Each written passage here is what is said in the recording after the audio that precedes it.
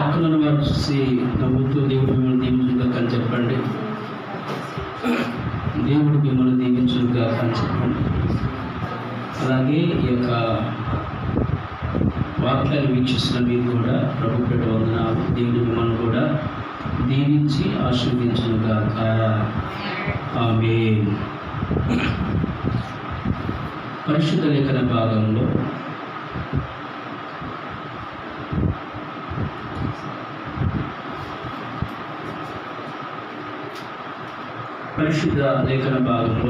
ఈ మాటలు ధ్యానం చేద్దాం. అపోస్తుల కార్యగ్రంథం 23వ అధ్యాయం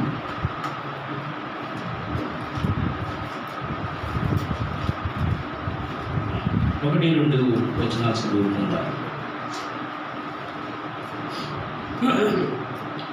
పౌలు మహాసభ వారిని తెలిసి, సహోదరులారా, నేను నేటి వరకు కేవలం మంచి మనస్సాక్షి గలవాడనై దేవుని ఎదుట నడుచుకొనుచుంటునని చెప్పాను. అందుకు ప్రధాన యాజకుడైన అననీయ అతని నోటి మీద కొట్టుడని బిగ్గరగా నిలిచిన వారికి ఆజ్ఞాపింపగా, పౌలు అతనిని చూచి, సున్నము కొట్టిన గోడ దేవుడు నిన్ను కొట్టును. చాలు. ప్రభువునందు ప్రియమైనటువంటి దేవుని జనాంగమా, దయచేసి గమనించి నా వైపు చూడండి. చదవబడిన లేఖన భాగము అపోస్తుల కార్యగ్రంథం 23వ అధ్యాయం 1-2 వచనాలు చదువుకున్నాం. ఇక్కడ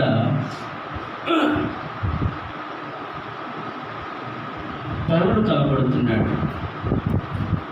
రెండవ వ్యక్తి అననీయ కనబడుతున్నాడు. ఇప్పుడు నేను అడిగిన వారు మాత్రమే సమానం చెప్పాలి. బైబిల్లో అననీయాలు ఎంతమంది ఉన్నారు? ఎంతమంది అయ్యా చెప్పాలి? ముగ్గురు ఉన్నారు. మొదటి అననీయ ఏం చేశాడు?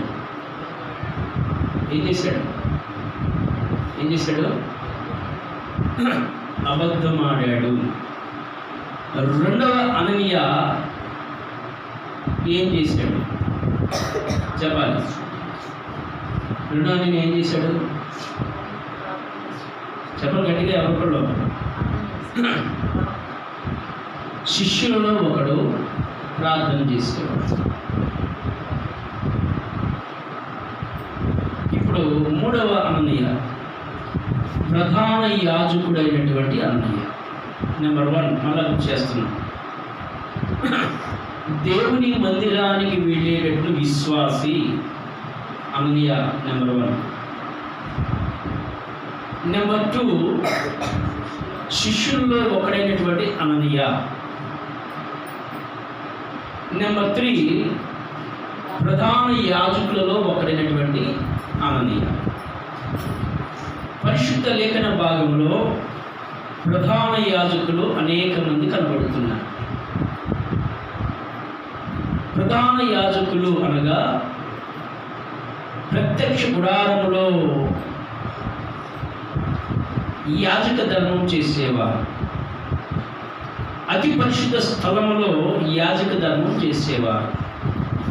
ప్రధాన యాజకుడు ఎలా ఉండాలి అంటే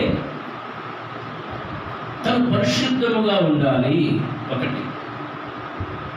ప్రధాన యాజకుడు ఎలా ఉండాలి అంటే అపవిత్రమైన దాన్ని ముట్టకుండా ఉండాలి. 2. మళ్ళీ అడుగుతాను, ప్రధాన యాజకుడు ఎలా ఉండాలంటే దేవుని మాట కొరకు ఎదురు చూసేవాడుగా ఉండాలి. 3 మాటలు చెప్తున్నాను. ప్రధాన యాజకుడు నెంబర్ 1 ఎలా ఉండాలి? పవిత్రమైన వాడిగా ఉండాలి. ప్రధాన యాజకుడు నెంబర్ 2 ఎలా ఉండాలి? అపవిత్రమైన వాటిని ముట్టకుండా ఉండాలి. ప్రధాన యాజకుడు ఎలా ఉండాలి? నెంబర్ 3 దేవుని స్వరాన్ని వినేటటువంటి వాడిగా, దేవుని మాట వినేటటువంటి వాడిగా ఉండాలి.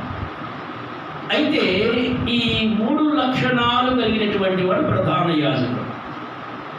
ఈ ప్రధాన యాజకుడు ఏడాదికి ఒక్కసారి మాత్రమే దేవుని యొక్క టెబర్నకల్ అనేటటువంటి ప్రత్యక్ష గుడారములో అడుగు పెట్టేవారు. ఏడాదికి ఒక్కసారి మాత్రమే పరిశుద్ధ గుడారములో అడుగుపెట్టి దేవుని పరిచర్య చేస్తుండేవారు. అయితే ఇక్కడ చదవబడిన లేఖన భాగంలో ప్రధాన యాజకుడైనటువంటి అననీయ అని రాయబడినమాట. ఈ అననీయ కంటే ముందుగా మొట్టమొదటి యాజకుడు ఎవరో మీకు తెలుసా? బైబిల్ ప్రకారం చెప్పగలరా? చెప్పగలరు ఎవరన్నా? మొట్టమొదటి యాజకుడు ఎవరంటే మోషే అన్నైనటువంటి అహరోను. అహరోను యాజకుడు, దేవుడు ఏర్పాటు చేయబడిన యాజకుడు, ప్రధాన యాజకుడు. ఆ తరువాత కొంతమంది యాజకులు వచ్చారు. ఆ తరువాత యాజకులైన వారు యాజక ధర్మాన్ని పాటిస్తూ ఉన్నారు. తదుపరి ఏమి జరిగింది అంటే, సొలొమోను 2వ దేవాలయం కట్టిన తరువాత, యూదా జనాంగమైన వారు చెరపట్టబడిన తరువాత ఈ యాజకులలో కొన్ని మార్పులు వచ్చినాయి. ఈ యాజక ధర్మంలో కొన్ని మార్పులు చోటు చేసుకున్నాయి. వారికి వారే సొంత ఆలోచన చేసుకుని దేవుని మాటలను పక్కన పెట్టేసేసి వారు ఏం చేస్తున్నారంటే లోకపరమైన రాజకీయంలో ప్రవేశించారు. అర్థమవుతుందా? ప్రభువైన దేవాది దేవుడు చెప్పిన మాట ఏంటంటే, రాజకీయాన్ని విడిచిపెట్టండి, రాజరికాన్ని చేతపట్టండి తెలియపరిచాడు.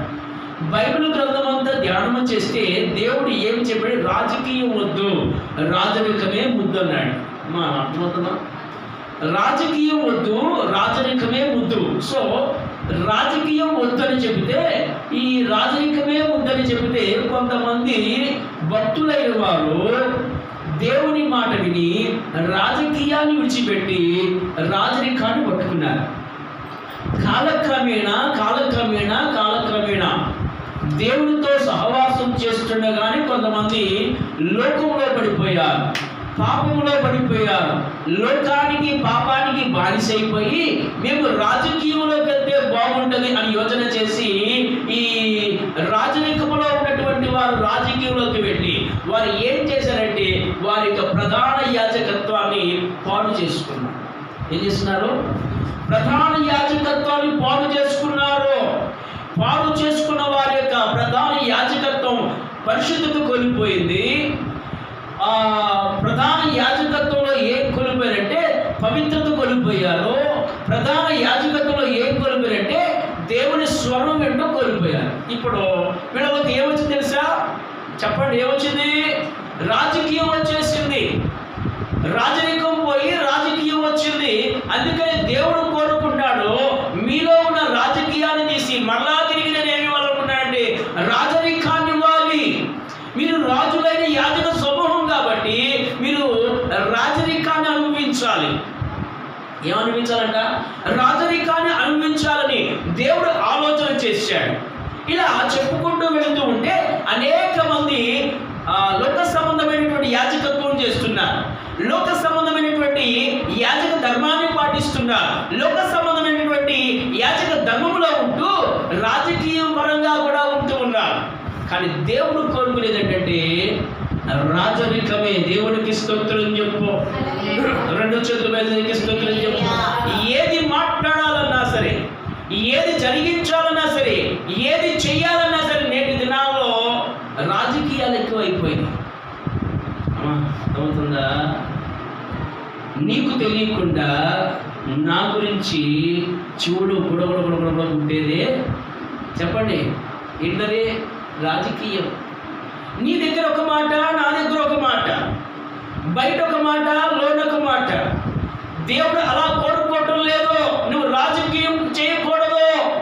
నువ్వు ఎలా ఉండాలనుకున్నాడు తెలుసా?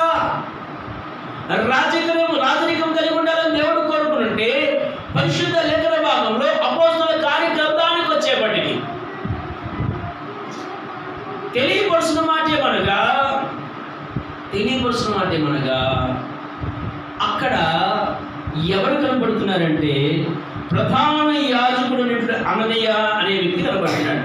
సో ఈ అననీయ ఎలాంటి వాడంటే నోరు దురుసగలిగిన వాడు. ఏంటంట? నోరు దురుసగలిగిన వాడు. ఈ అననీయ ఎలాంటి వాడంటే కోపోద్రేకం కలిగిన వాడు. ఈ అననీయ ఎలాంటి వాడంటే నెమ్మది లేనటువంటి వాడు. పేరుకు మాత్రమే ప్రధాన యాజకుడు, కానీ పేరుకు మాత్రమే ప్రధాన యాజక ధర్మాన్ని బోర్డు తగిలించుకున్నాడు, కానీ ప్రధాన యాజకుడికి ఉండాల్సిన లక్షణాలు ఏమాత్రం కూడా కనబడట్లేదు. దేవుడికి స్తోత్రం చెప్పండి. రెండు చెప్పడానికి స్తోత్రం చెప్పండి. ఈ మధ్యాహ్నం మీకు తెలియపరిచే మాట ఏమనగా, పరిశుద్ధ లేఖన భాగంలో పౌలుని బంధించారు. పౌలుని బంధించి తీసుకొని రాగా పౌలు గురించి మాట్లాడుతున్న మాటలను జ్ఞాపకం చేస్తున్నాం.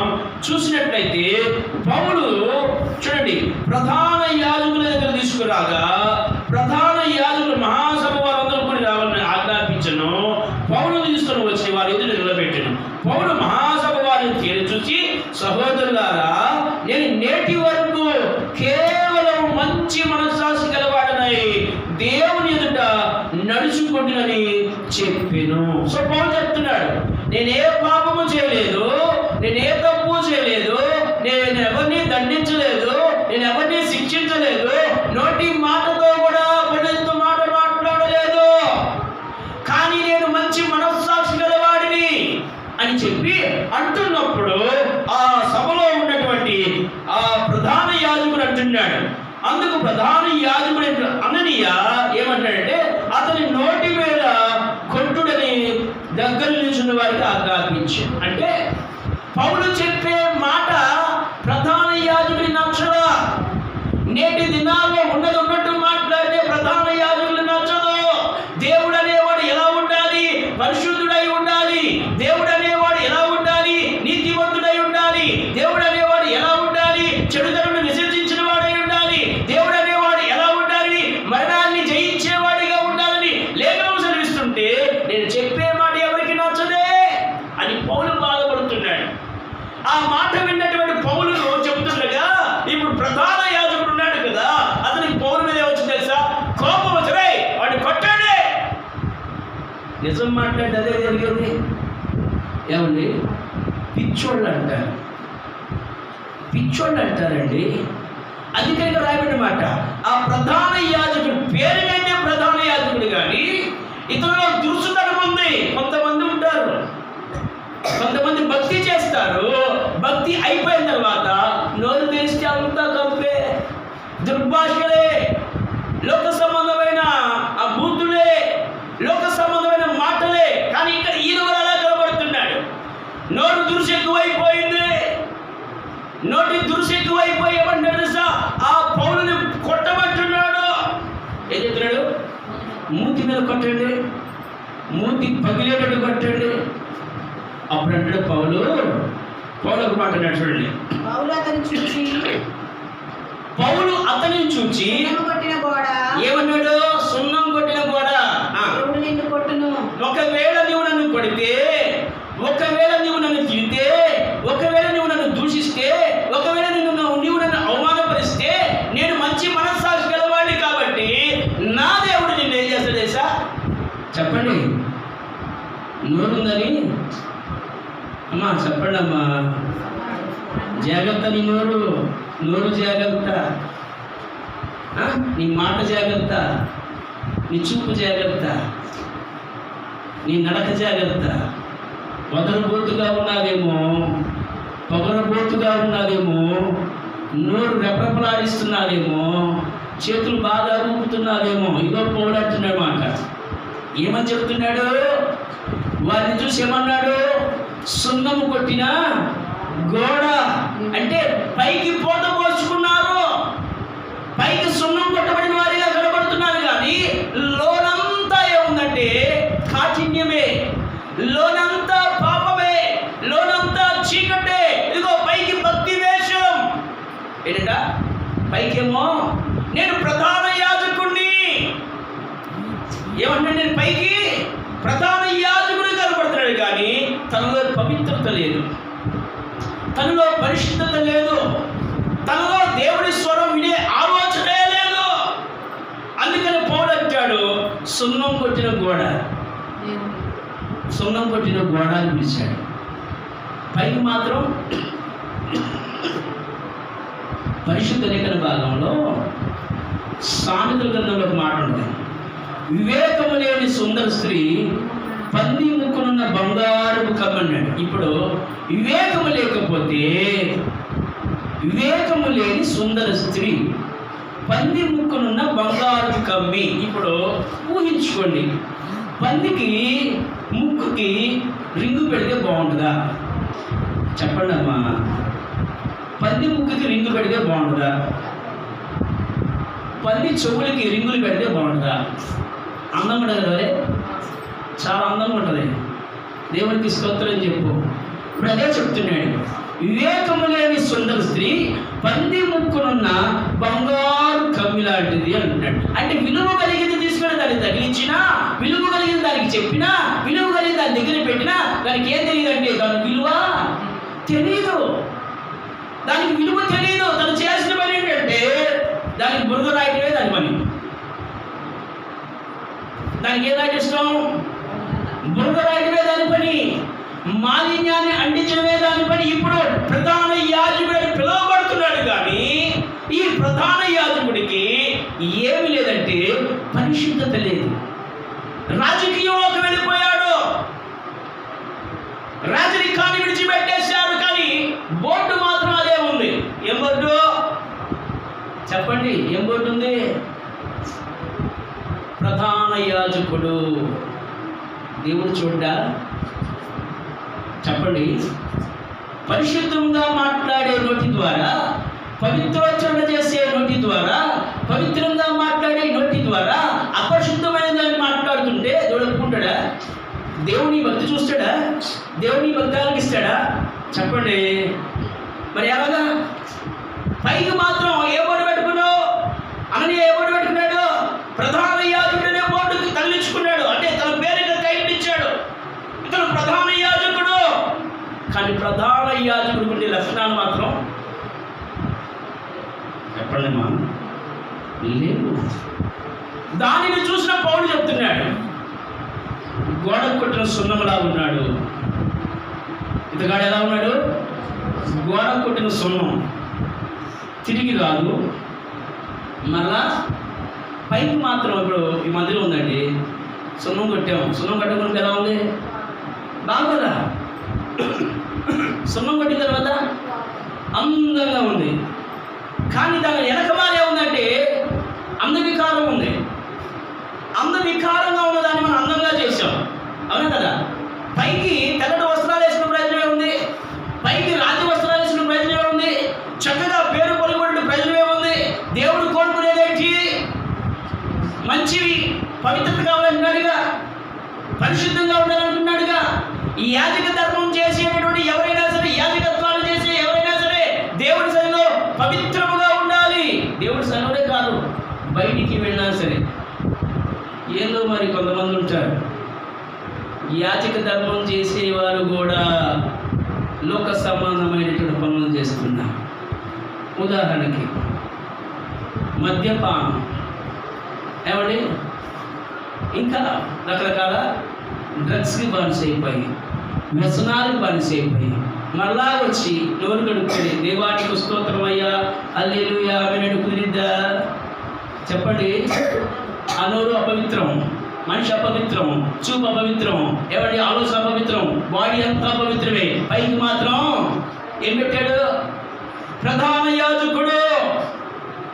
ఇటువంటి వారిని చూసి మీరు మా ముందడుగు వేయబాకండి, మోసపోబడి దేవుడు ఎక్కరివ్వబడి అన్నాడు. అటువంటి వారిని చూసి ఒకవేళ నువ్వు వెనకబడుతున్నావేమో, నీ దైనందిన జీవితం పాడు చేసుకుంటున్నావు, నీ మరి గ్రహింపులోకి రావాలని తెలియపరుస్తున్నా. వారిని చూసి, వారిని వెంబడించి, వారితో సహవాసం చేసి నీ జీవితాన్ని భ్రష్టత్వంలోకి తీసుకెళ్ళరా. కాబట్టి పౌలు చెప్తున్న మాట చదవండి అమ్మా. అతని నోటి మీద కొట్టుడని దగ్గర నిల్చున్న వారికి ఆజ్ఞాపింపగా, పౌలు అతనిని చూసి, సున్నము కొట్టిన కూడా దేవుడు నిన్ను కొట్టును, నీవు ధర్మశాస్త్రము చెప్పున నన్ను ఏం చేయబడినాడే? ధర్మశాస్త్రం చెప్పున నన్ను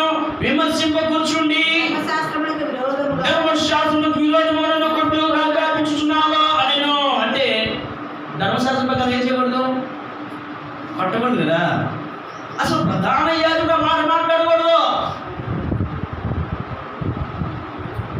కానీ మనం ఏం చేస్తాం చెప్పండి?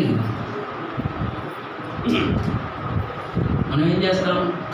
పట్టండి ఏ పట్టు అని చెప్పి వాళ్ళతో పాటు ఏకీపిస్తాం. కానీ ఇక్కడ రాయబడి అన్నమాట, జ్ఞాపకం చేస్తున్నా, పరిశుద్ధ లేఖన భాగంలో నీవు ధర్మశాస్త్రం చెప్పిన నన్ను విమర్శింప కూర్చుండి ధర్మశాస్త్రం విరోధముగా నన్ను కొట్టనాగాపించున్నావా అని దగ్గర నిలుచున్న వారు నీవు దేవుని ప్రధాన యాజకుని దూషించదవా అని అంటున్నారు. అర్థమైన మాట. ఎవరు దూషించారు చెప్పండి? ఎవరు దూషించారు? ప్రధాన యాజకుడే పౌలుని అవమానపరిచాడు. పౌలుని ధర్మశాస్త్రం తెలీదా? చిన్న ప్రాయం మొదలుకొని తుది శ్వాసం ఇచ్చేంత వరకు ధర్మశాస్త్ర గ్రంథాన్ని బాగా అవలంబించినటువంటి వ్యక్తి పౌలు. సన్హెడ్రిన్ మహాసభకి నెంబర్గా ఉన్నాడు. పౌలు రోమా సామ్రాజ్యం పౌరు హక్కు కలుగున్నాడు. పౌలు ఆయా భాషలు మాట్లాడగలడు. అయినా సరే వాటన్నింటినీ పక్కన పెట్టి దేవుని కొరకు నడుము బిగించి ముందడుగు వేస్తే ప్రధాన యాజకుడు తనకున్నటువంటి పదవును మర్చిపోయి, తనకున్నటువంటి యోగ్యతను మర్చిపోయి, తనకున్నటువంటి అర్హతను మర్చిపోయి, తనకున్నటువంటి పరిశుద్ధతను మర్చిపోయి, తనకున్నటువంటి విధానాన్ని మర్చిపోయి విచక్షణారహితంగా ప్రవర్తిస్తున్నాడు. ఎక్కడ? సభలో. ఆ సభలో మాట్లాడాల్సిన మాట ఏమిటి? పవిత్రమైన మాటలు మాట్లాడాలి, పరిశుద్ధమైన మాటలు మాట్లాడాలి, అనేక మంది జనాభా మెచ్చుకునే మాటలు మాట్లాడాలి. కానీ ఇదే ప్రధాన యాజకుడు రెచ్చిపోతున్నాడండి. జాగ్రత్త. అప్పుడు అన్నాడు, దేవుడు నిన్ను కొడతాడు, జాగ్రత్త. మనం అదేగా ఎవరినైనా అంటే ఆ దేవుడు చూసుకుంటాడులేమ్మా, దేవుడు ఉన్నాడులేమ్మా, అదేమమ్మ అనేది బదులు మాట్లాడిన దేవుడికి అప్పచెప్పాలేమ్మా. ఇక్కడ అది చెప్తున్నాడు. ఆ మాట అన్నందుకు కూడా ప్రధాన యాజకుడు చుట్టూ ఉన్నటువంటి ఫాలోవర్స్ ఎవరైనా తెలుసా? ప్రధాన యాజకుని ఎదురు సమాజం చేద్దామేదే అని ఎలాంటి తెలుసా? మరి గొర్రెలు కప్పుకున్నాడు ఆల్రెడీ పోలు చెప్పేసాడుగా. గోడ కొట్టి సుమగా చెప్పాడు, నా పోలు చెప్పేసాడుగా. మరి ప్రధాన యాజకుడు ఎదురు సమాజం చెప్పేది ఏంటి? అసలు ఆయన కరెక్ట్గా ఉంటే, ఆయన పవిత్రంగా ఉంటే, ఆయన యథార్థంగా ఉంటే ఆ ప్రధాన యాజకుడు మాట ఎవరు కూడా బదులు మాట్లాడుకుని ఉంటారు. అత్తగాడే సరిగ్గా లేరు, అన్నీ తెలిసిన వాడే సరిగ్గా లేడు. కానీ పౌలు అంతకంటే ఎరిగినవాడు, దేవుడి పాదాల చెంత నేర్చుకున్నవాడు, దేవుడే స్వయంగా బోధించినవాడు పౌలుకి. ఇప్పుడు పౌలు గొప్ప, ప్రధాన యాజకుడైనటువంటి అననీయ గొప్ప అంటే పౌలే గొప్ప. దేవుడికి స్తోత్రం చెప్పు. హల్లెలూయా. ఇలా మధ్యాహ్నం మీకు తెలియపరిచే మాట. అక్కడ ఉన్నటువంటి వారు అంటారు, మళ్ళా చదువున్న మా మాట, నీవు దేవుని ప్రధాన యాజకుని దూషించదవా అని అడిగాడు. అందుకు పౌలు, సహోదరులారా, ఇతను ప్రధాన యాజకుడు నాకు తెలియలేదు. నీ ప్రజల అధికారిని నిందింపవద్దు అని రాయబడి ఉన్నదని వారిలో ఒక భాగము సద్దుకైలు మరి ఒక భాగము పరిశీలనైనట్లు పౌలు గ్రహించి, సహోదరులారా, నేను కూడా పరిశీలనే, పరిశీల సంతతి వాడును. మనకున్న నిరీక్షణ గురించి, మృతుల పునరుద్ధానం గురించి నేను విమర్శింపబడుచున్నానని దేవునికి స్తోత్రం చెప్పండి. ఇప్పుడు వాళ్ళకే వచ్చింది తెలుసా? భేదం వచ్చేసింది. వాళ్ళకే భేదం వచ్చింది. పరిసయ్యులు ఉన్నారు, సద్దుకాయలు ఉన్నారు. పరిసయ్యులు సద్దుకాయలకి ఒకరంటే ఒకరు పడదు. అప్పుడు దాకా కలిసి ఉన్నారు. పౌలు చేసేదేమో పరిసయ్యుల పని, సద్దుకాయ చేసేదేమో పరిసయ్యులు చేసే పని కాదు. కాబట్టి పరిసయ్యుడు ఏం చేస్తాడు? విశ్రాంతి దినాన్ని కూడా అద్భుతాలు చేస్తాడు, ఆశ్చర్యకాలు చేస్తాడు, సూచనలు చేస్తాడు, మేలుకాయలు చేస్తాడు, స్వస్థకాలు జరిగిస్తాడు. కానీ సద్దుకాయలు అలా కాదు.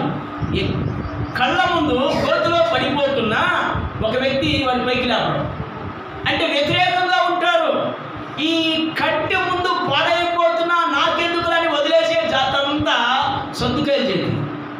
ఏ కాయలు?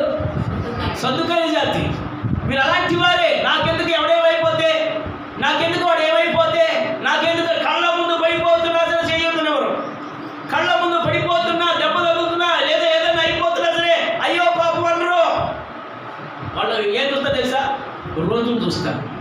ఏ రోజులు చూస్తారు చెప్పండి? మంచి రోజులు చూస్తారు. మంచి రోజులు అంటే యూద ఆచార సాంప్రదాయ ప్రకారము విశ్రాంతి దినాన్ని ఏం ముట్టకూడదు, విశ్రాంతి దినాన్ని ఏమి తాగకూడదు, విశ్రాంతి దినాన్ని ఏమీ చేయకూడదు, విశ్రాంతి దినాన్ని ఒకరిల్లి పడక బట్టల మీదే ఉండి ఇక ప్రభునామస్మరణ చేయాలి. ఆ విశ్రాంతి దినం తప్ప చెప్పండి ఇంకేమి అంటే వాళ్ళు అలా నిబంధనతో ఉన్నారు. మరి కొందరు ఉంటారండి, ఏమండి డబ్బులు ఇలా ఇస్తే ఇలా తీసుకునేవాళ్ళు ఉంటారు. ఇదే జాతి చెప్పండి, చెప్పండి ఏ జాతి ఇది? అంటరాని జాతి. పరిశుద్ధ లేఖన భాగంలో సద్దుకాయలు వాళ్ళే. సద్దుకాయల గురించి మాట్లాడతారు. అయ్యా నేను మాట్లాడే పరిశీలన గురించి, సద్దుకాయల గురించి, కాబట్టి ఇదిగో మీలో ఇలా వ్యత్యాసం ఉందని చెప్పి చెప్పగా ఇప్పుడు పౌలు చెప్పిన మాటలు వారికి అర్థమైంది. ఇప్పటి వరకు ప్రధాన యాజకుల వరకు బోధించలేదు, కానీ ఈ పౌలు వచ్చిన తరువాత పౌలు చెప్పిన మాటలు బట్టి నేను మీ కొరకే పోరాడుతున్నా, నేను మీ కొరకే భక్తి చేస్తున్నా, నేను మీ కొరకే దేవుడికి నామాన్ని ఎరిగిన్నా, మీ కొరకే దేవుడితో సహవాసం చేస్తున్నా, మీరు చేయాల్సినవని నేను బోధిస్తున్నానయ్యా అని చెప్పి పరిశీలికి చెబితే పరిశీలికి జ్ఞానోపదేశం అయింది. ఇప్పుడు 8వ వచనం కానించి 10వ వచనం వరకు చదువుకుంటూ ఉంటే అక్కడ వారు 2 భాగాలుగా, 2 జాతులుగా విడిపోయినట్టుగా కనబడుతున్నారు. దేవునికి స్తోత్రం చెప్పండి. ఇప్పుడు ప్రధాన యాజకుడు ఉన్నాడు అక్కడ. ప్రధాన యాజకుడు ఉంటే విడిపోతారా? ఏం చేయాలి ప్రధాన యాజకుడు? సరిచేయాలిగా. చెప్పండి సరిచేయాలిగా. కొంతమంది ఉంటారు ప్రధాన యాజకులు, మేము కూడా యాజకులు అని చెప్పుకొని నిప్పు పుట్ట వేస్తారు, అగ్ని వేస్తారు. ఏమంటారు? పుట్ట వేస్తారండి. పైకేమో భక్తి వేషమంట, పైకేమో భక్తి వేషమంట, ఉదయంలో అంతా మోసం అంట. జాగ్రత్త. గొర్రె తోలు కప్పుకున్న వారు మన మధ్యలో తిరుగుతున్నారు అంటున్నారు. నేటి దినాల్లో క్రైస్తవ జనాంగం దేవుని కొరకు పాటుపడుతుంటే ఎలాగైనా సరే దేవుని పిల్లలైన వారు లేకుండా చేయాలని మరొక తెగ తహతహలాడుతూ ఉంది, మరొక తెగ ఇష్టం వచ్చినట్లు చేస్తుంది, మరొక తెగ తిరుగుబాటు చేస్తుంది. దాని కారణం ఏంటి? ఇదిగో సద్దుకాయలు పరిశీలికి సంబంధించిన వారే. నేటి దినాల్లో జ్ఞాపకం చేస్తున్న ప్రధాన యాజకుడు అయినటువంటి అననీయాలో ఏమిటో తెలుసా? పేరుకు మాత్రం ప్రధాన యాజకుడు, పరిశుద్ధత లేదు. నెంబర్ 1 ఏం లేదు? పరిశుద్ధత లేదు. నెంబర్ 2 తనలో ఏముంది? అపవిత్రత కలిగి ఉన్నాడు. నెంబర్ 3 దేవుని స్వరాన్ని వినటం లేదు. ప్రధాన యాజకుడు ఎలా ఉండాలంటే పరిశుద్ధత కలిగి ఉండాలి. ప్రధాన యాజకుడు ఎలా ఉండాలంటే అపవిత్రమైన తాకుండా ఉండాలి. ప్రధాన యాజకుడు ఎలా ఉండాలంటే ప్రతిరోజు దేవుని స్వరాన్ని వినేవాడిగా ఉండాలి. కానీ ఇక్కడ ఉన్నటువంటి అననీయ అనేటటువంటి ప్రధాన యాజకుడు ఏం చేస్తాడు తెలుసా? రాజకీయవేత్తగా, రాజకీయ పరంగా లోకంలో పడిపోయి, పాపంలో పడిపోయి, పరిశుద్ధతను కోల్పోయాడు, దేవుడి స్వరాన్ని కోల్పోయాడు. కానీ నాకు అంతా తెలుసు, నేను ప్రధాన యాజకుడు అంటే కుదిరిద్దా? మరి వారి వెనకాల వాళ్ళ కొంతమంది ఫాలోవర్స్. లోకంలో సాగుతుందే, తన చెడ్డ కూతంట తను చెడిపోయింది కాకుండా, తన రాజకీయంలోకి వెళ్ళింది కాకుండా, తనతో పాటు కొంతమందిని పాప మార్గంలో తీసుకెళ్తున్నాడు. త్రాగుడికి, వ్యసనాలకి, దురాత్మలకి బానిసైపోయాడు. కానీ అతని పేరు మాత్రం వారు బాగా ఇష్టపడి, ఈయన ఎవరో తెలుసా? ప్రధాన యాజకుడు అని చెప్పగా అప్పుడు పౌలు అంటాడు, ఈయన ప్రధాన యాజకుడు నాకు తెలియక మాట్లాడాడు. పౌలు ప్రధాన యాజకుడు ఎదురు సమాధానం చెప్పడం, ప్రధాన యాజకుడు ఎదురు సమాధానం చెప్పకూడదు. కానీ పౌలుకు తెలియదు అన్న సంగతి వారికి తెలియదు. కావాలనే చెబుతున్నాడు అనుకున్నారు. చెప్పబడిన తర్వాత చెప్తున్నాడు, ఆయన ప్రధాన యాజకుడు నాకు తెలియలేదు అని అన్నాడు.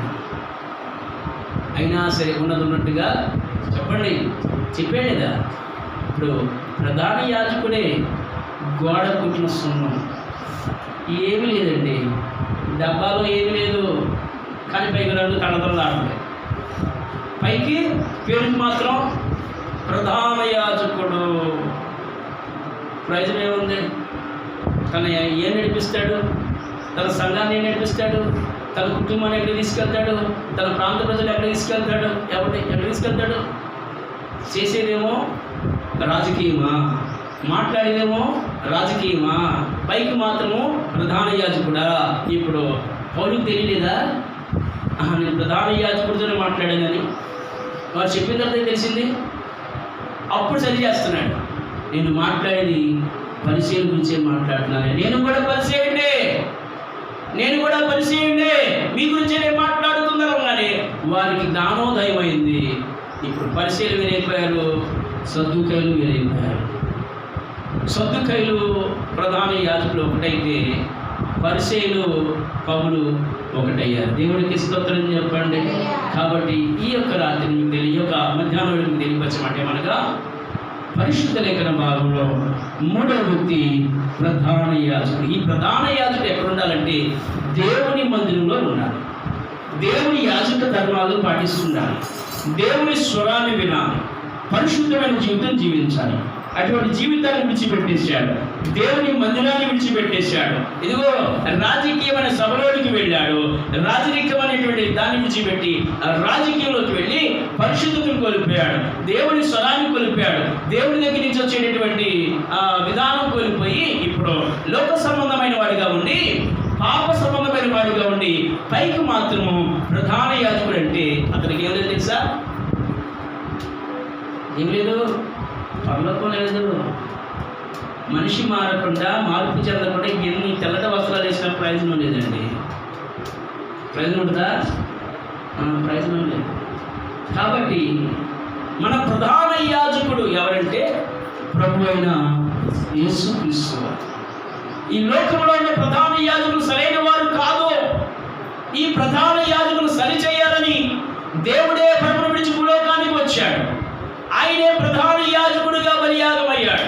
ఆయనే ప్రధాన యాజకుడిగా ప్రత్యక్ష గుడారమైన కలువరి శిలువలో బలియాగమవడానికి తనకు తాను నిత్యునిగా చేసుకుని కలువరి శిలువలో బలియాగమైన ప్రధాన యాజకుడు ఎవరైనా ఉన్నారు అంటే ఆయనే ప్రభు అయిన యేసుక్రీస్తు. ఆ దేవునికి స్తోత్రం చెప్పండి. ఆయన యాజక ధర్మం చేయడానికి వచ్చాడు. ఆయన ప్రధాన యాజకుడిగా ఉండడానికి వచ్చాడు.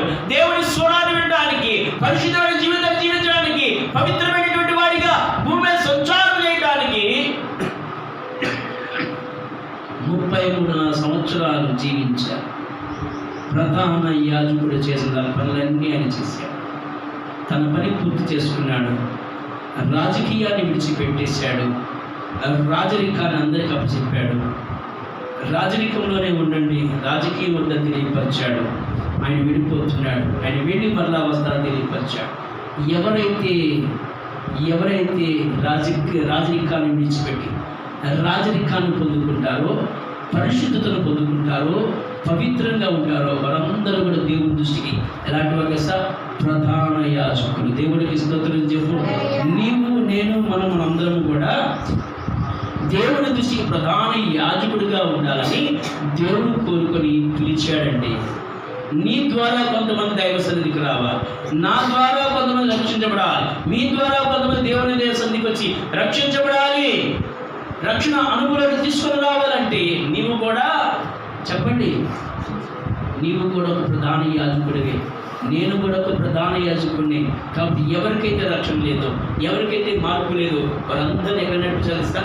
దేవుని సన్నిధికి నడిపించాలి. దేవునికి స్తోత్రం చెప్పు. ఏదో భక్తి చేస్తే వెళ్ళిపోయామంటే అది కాదండి. ఒకడు అన్నాడు, భక్తి చేయాలంటే అనుభవం కావాలంట. ఏ అనుభవం కావాలి చెప్పండి? ఏ అనుభవం కావాలి? లోక సంబంధమైన అనుభవం కావాలా, లేదా పాప సంబంధమైన అనుభవం కావాలా? ఏ అనుభవం కావాలి? చాలామంది కోరుకునేది, నా వయసు అంత లేదులే, అనుభవం కలిగినోడు కాదులే. దేవుని మాటలు అందించడానికి, దేవుని మాటలు బోధించే అనుభవం తప్ప లేదండి. పరిశుద్ధతతో పని, పవిత్రతతో పని, యథార్థతతో పని, అనుభవంతో పని ఏముంది. కాబట్టి జ్ఞాపకం చేస్తున్న పౌలు యొక్క అనుభవం లేదు. ఒక రకంగా చెప్పాలంటే ఆ ప్రధాన యాజకుడికి పౌలు ధర్మశాస్త్ర గ్రంథాన్ని నమిలిపడేశాడు. పౌలు ధర్మశాస్త్ర గ్రంథాన్ని తూచా తప్పుడు పాటించేవాడు. మరి ప్రధాన యాజకుడు అదే చేయాలిగా, ధర్మశాస్త్ర గ్రంథాన్ని పక్కన పెట్టేసాడు. అందుకనే తెలియకోసం అందుకన్నాడు కదా, గోడకు కొట్టిన సున్నమా అని పిలిచాడు. అంటే పైకేమో చెప్పండి మంచి పదవులు, పేర్లు, ప్రతిష్టలు అన్నీ ఉంటాయి. లోన మాత్రం కుళ్ళే, కుచితాలే, కాఠిన్యమే, చీకటే, పాపమే, ఒకరంటే ఒకరికి ఏర్చే. మరి ఎలా కుదిరింది? కుదరదు కదా. కాబట్టి మూడో వ్యక్తి ప్రధాన యాజకుడైనటువంటి అననీయ. ఈయన ఎలాంటి వాడంటే గోడకు కొట్టిన సున్నం లాంటోడు. అర్థమైందా? దేవుడి కొద్ది మాత్రం వినికిల్లో ఆశీర్వదించి దీవించుగాక. ఆమేన్, హల్లెలూయా. మొత్తం ముగ్గురు అననీయాలు ఉన్నారు. ఒక అననీయ పరిశుద్ధ లేఖన భాగంలో దేవుని సంఘంలో మొట్టమొదటి పేతురు కట్టబడినటువంటి సంఘముల విశ్వాసి అననీయ. రెండవదిగా దేవుని యొక్క శిష్యులలో ఒకరిగా పిలువబడినటువంటి అననీయ అంటే సేవకుడు. మూడవదిగా ప్రధాన యాజకులలో ఒకరైనటువంటి అననీయ.